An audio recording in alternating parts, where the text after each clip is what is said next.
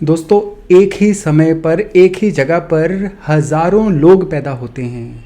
जन्म कुंडलियां उनकी एक जैसी होती हैं, सेम होती हैं, पर उनकी लाइफ में होने वाली घटनाएं बहुत डिफरेंट होती हैं। अगर उनके बर्थ चार्ट में योग सेम है तो फिर उनके जीवन में घटने वाली घटनाओं का पैटर्न सेम क्यों नहीं है? कौन सा ऐसा फैक्टर है जो एक ही जैसी जन्म कुंडलियों में होने वाली घटनाओं को अलग अलग कर देता है? तो आज के वीडियो में हम इसी फैक्टर के ऊपर चर्चा करने वाले हैं। नमस्कार, मेरा नाम है योगेश शर्मा और बहुत बहुत स्वागत है आपका happy life with Yogesh Sharma में। दोस्तों, एक ही जैसी जन्म कुंडली में अगर घटनाएं डिफरेंट हो रही हैं तो उनके पीछे जो सबसे बड़ा रीज़न है वो है वास्तु। जी हाँ, जिस भवन में वो रहते हैं, जिस घर में वो रहते हैं, उस घर का वास्तु, या जो वर्क प्लेस है उनका, उस वर्क प्लेस का वास्तु, उनके ऑफिस का, दुकान का, फैक्ट्री का वास्तु। ये वो चीज़ें हैं जो एक ही जैसी जन्म कुंडलियों में अलग अलग रिजल्ट लाने का मादा रखती हैं। किस तरह से, मैं कुछ एक उदाहरणों के द्वारा आज आपको समझाने का प्रयत्न करूंगा ताकि आप ये जान पाएं कि अगर आपकी कुंडली में कुछ अच्छे योग हैं और वो अच्छे योग जो हैं घटित नहीं हो रहे हैं आपकी लाइफ में, वो प्रकट नहीं हो रहे हैं, तो उसके पीछे क्या क्या कारण हो सकते हैं।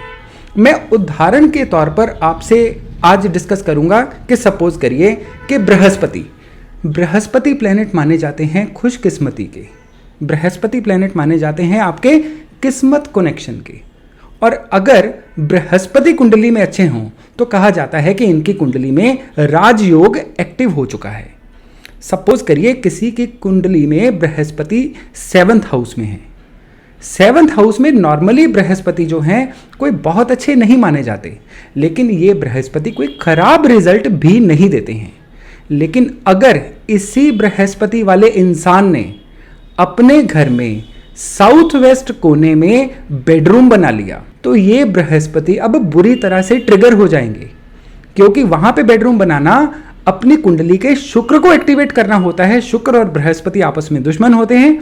अब ये जो बृहस्पति वहां पे एक सोई हुई अवस्था में थे, अब ये नेगेटिवली जाग जाएंगे। अब उस इंसान को बृहस्पति से रिगार्डिंग सारी की सारी मुश्किलें, ट्रबल्स आनी शुरू हो जाएंगी।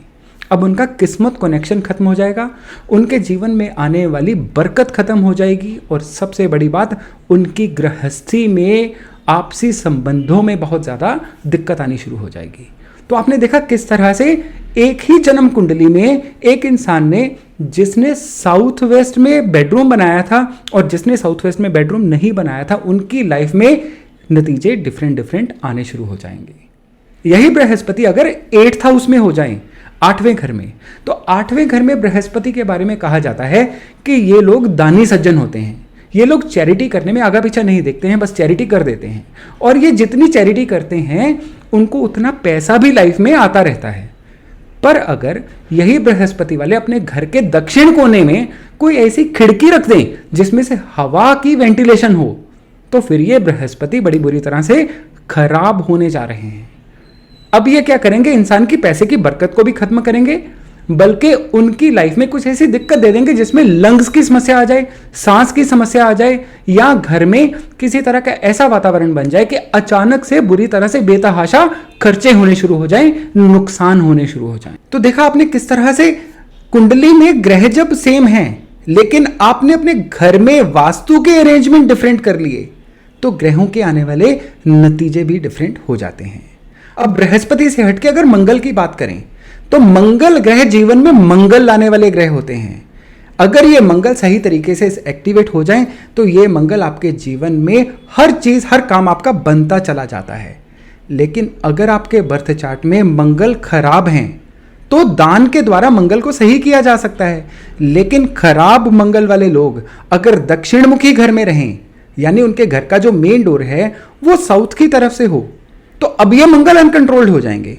अब इनके चार्ट में जो भी ग्रह जैसे भी बैठे होंगे नेगेटिव रिजल्ट देने शुरू कर देंगे। अब इनकी लाइफ में कुछ भी सही नहीं होगा।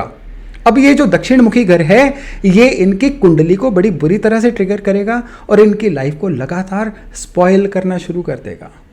अब ये देखिए कि किस तरह से एक ही बर्थ चार्ट में अगर आपके घर की फेसिंग डिफरेंट है तो आपको किस तरह से रिजल्ट भी डिफरेंट मिल जाते हैं। तो इस तरह से हम देखते हैं कि आपके बर्थ चार्ट में ग्रह तो अपनी जगह पे बैठे हुए हैं, जो आपके जन्म समय पे आपका जन्म तिथि रिकॉर्ड की गई थी, लेकिन आपने इन ड्यू कोर्स अगर अपने रहने के स्थान में या काम करने के स्थान में उन ग्रहों के ऑपोजिट कोई चीज कर ली, अब ये ग्रह आपको छोड़ेंगे नहीं। अब ये ग्रह जो हैं अच्छे की जगह पे बहुत बुरा प्रभाव देना शुरू कर देंगे।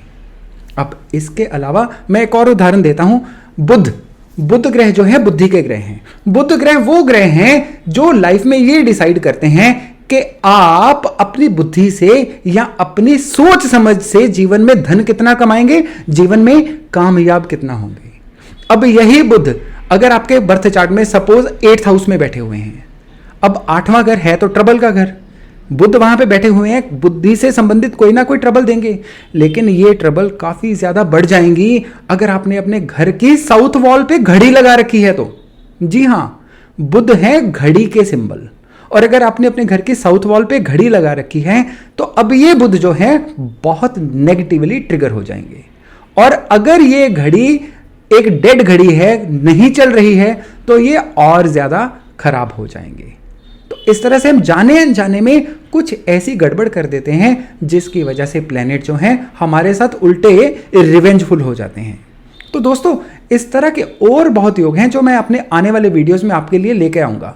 आज के वीडियो को लाने का मेरा एक ही मकसद था कि आपको ये चीज एक बार सेंसिटाइज हो, आपको ये चीज रियलाइज हो कि आपके बर्थ चार्ट में जो ग्रह हैं वो तो आपको लगातार कुछ अच्छा देना चाह रहे हैं, लेकिन जानकारी के अभाव में या जाने अनजाने में हम कई बार कुछ ऐसी गलतियां कर देते हैं घर के वास्तु में, घर के वास्तु के अरेंजमेंट में, जो ग्रहों को हमारे खिलाफ कर देती हैं, हमारे खिलाफ ट्रिगर कर देती हैं।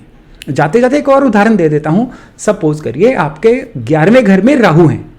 11वें घर में राहु जो है जन्म कुंडली में जहां पे भी बृहस्पति बैठे होंगे उनके रिजल्ट को तो खराब करेंगे ही करेंगे, यानी किस्मत कनेक्शन को भी खराब करेंगे।